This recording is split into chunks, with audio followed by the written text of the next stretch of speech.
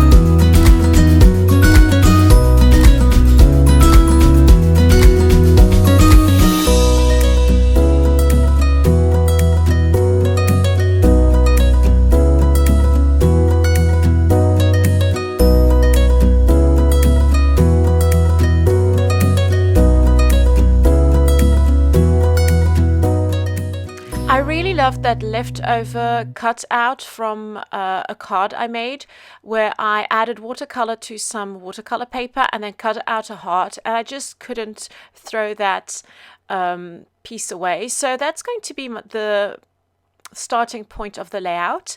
I popped some yellow paper to the right hand side and then matted my photo onto some pink paper just to make it stand out a bit.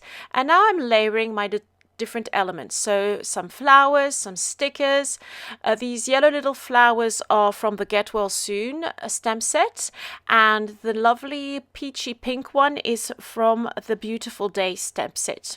The chipboard elements are from the Live Your Dream chipboard pack, and I also added a butterfly. How could I not add a butterfly? And that is from the Mix and Match Mariposa die set, which is one of my favorites at the moment. Now all I have to do is add a title and maybe some finishing touches like some little doodled elements, and that's that for my layout. If you want more information on all the products used in on this project, please visit the Altenew scrapbook blog. Thank you so much for joining me, and if you've got any questions, just pop them in the comment section. I hope to see you very soon with more inspiration for Altenew, and have a lovely day. Bye bye.